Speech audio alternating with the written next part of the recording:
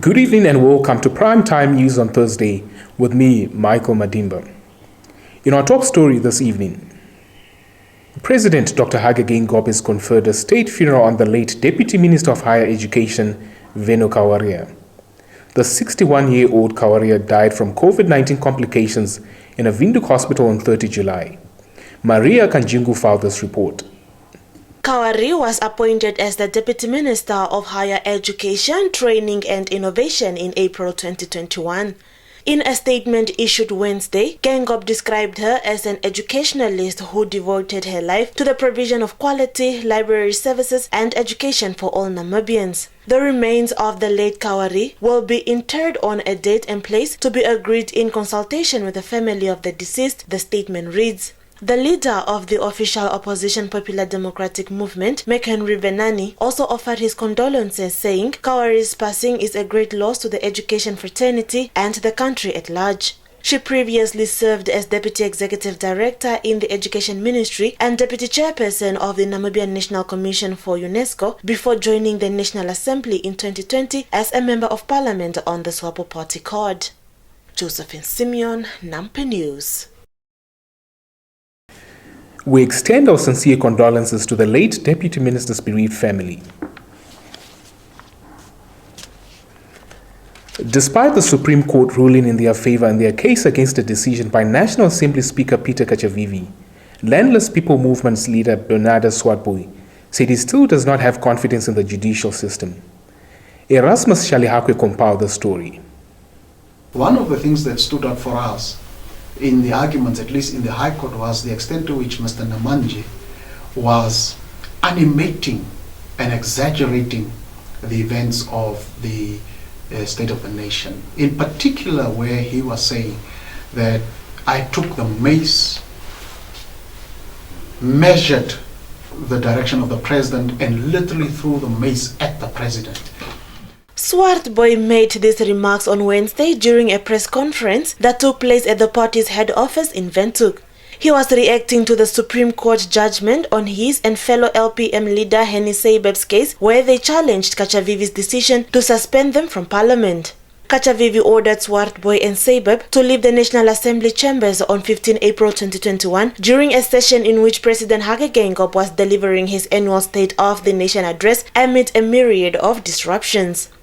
It is not appropriate as a remedy that the Speaker must be given powers that does not belong to him, and that the Speaker cannot be interpreted simultaneously as the ultimate representative and the embodiment of Parliament. The Speaker is not the Parliament. This is what this judgment clearly says. And that whatever had to be done, the Speaker only has power to remove a member if in his view such member causes disturbance, that he has power limited only to remove a person from the chambers, not from Parliament itself. On Wednesday, Supreme Court Judge David Smots delivered his judgment on the matter and ruled in favor of the two LPM leaders, declaring the decision by Kachavivi unlawful, null and void. Judge Smots also ordered the National Assembly Speaker to pay the opposition leaders' legal costs. The Namibian Police Force Inspector General Sebastian Leitunga on Wednesday held a discussion with police reserve officers at Otjiwarongo on their policing activities. Mulisa Simiasa, our Jozunjupa-based journalist, filed this report. Leitunga was accompanied by Nampol's Deputy Inspector of Operations, Major General Joseph Shikongo. During their question and answer session, Leitunga encouraged reservists to do more in their policing duties as it helps to protect the property and create safe surroundings for Namibians. From our side, we will see to it that police commanders and their field trainers start to provide regular and extensive policing training for you. We need you to be equipped in all policing aspects. Reservists are expected to arrest suspects and inform the police stations where paperwork is then finalized for suspects to appear in court, he said. The meeting was amongst others attended by reservists from Otavi, Kalkveld, Grootfontein, Okakarara, Ovitoto, and Otjiwarongo. They perform their policing duties on no cost to the government as they have their own self-sustainable source of incomes, which is a requirement to become a Nampo reservist. The reservists on their side also raised concern with the general, saying they need police uniforms to effectively perform their duties in their farming areas, since perpetrators do not believe that they are police officers if they are dressed in their civilian clothes. Staying in the Otjosanjupa region, senior education officers on Wednesday gathered at Karundu Primary School in Otjiwarongo to mourn the deaths of 13 education officials who lost their lives due to the novel coronavirus COVID-19 in June and July this year. Once more, Mulisa Simiasa filed this report. The delegation was headed by Otjosanjupa Regional Education Director Josephine Mutenda, who said her office chose Karundu Primary School because the school lost 4 staff members. Mutenda explained that the region lost 8 teachers, 3 school principals, as well as secretary and a cleaner, bringing the number to 13. The deaths were reported in the circuit of Okahanja, Otjiwarongo, Otavi and Grootfontein. On his spot, chairperson of the Namibia National Teachers Union in the Otjosanjupa region, Job Nambili, said teachers are role models to so many learners and therefore should set a good example again by getting vaccinated against the pandemic. 2 social workers from the Ministry of Health and Social Services also formed part of the group that attended the event. Josephine Simeon, Nampa News. Stand by for your top roundup.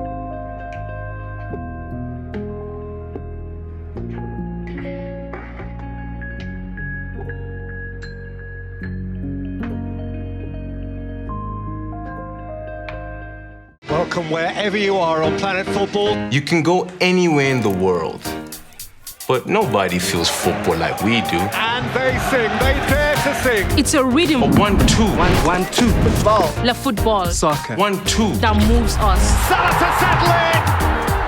There's no feeling like that feeling. It's so nice. It's so nice. Nothing compares to DSTV's unbeatable football offering. So stay connected to watch the best football on the planet.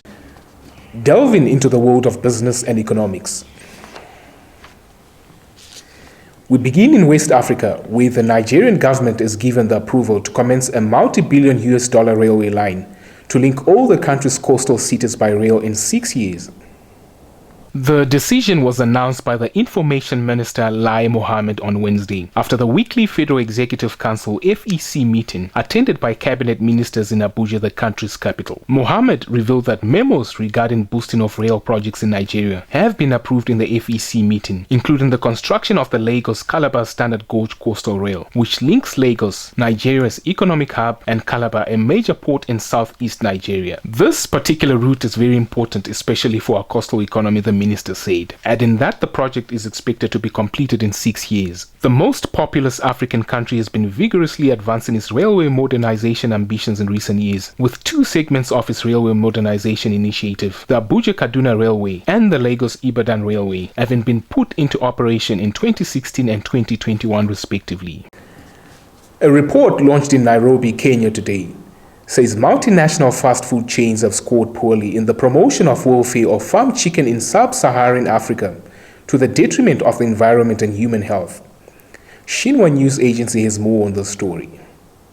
The Pecking Order 2021 report compiled by World Animal Protection said 7 fast food restaurants that have stayed based in Africa have been lethargic in adhering to chicken welfare standards. Farming Campaign Manager of World Animal Protection Africa Office, Victor Yamo, said commitment by global fast food chains towards the welfare of chicken in Africa is not coming fast enough, hence the threatening food security and health of consumers. Dozens of international fast food outlets were assessed in terms of their commitment to environmentally sound chicken rearing practices in the report. The report found these companies were keen on adhering to chicken welfare standards that include humane slaughter and minimal use of antibiotics in the European and Northern American markets as opposed to Africa.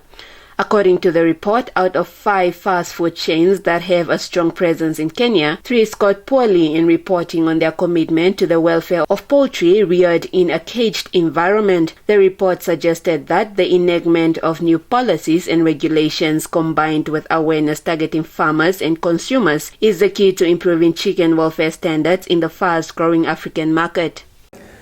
The Business and Economics Roundup is up next, followed by a trip to the marketplace.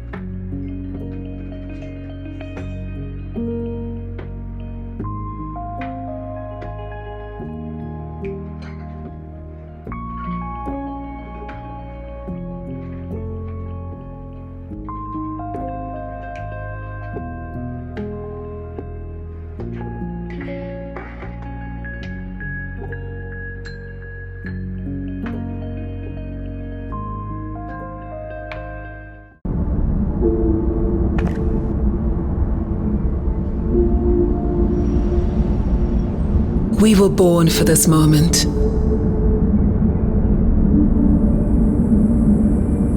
For every rise, every fall, to make the impossible possible.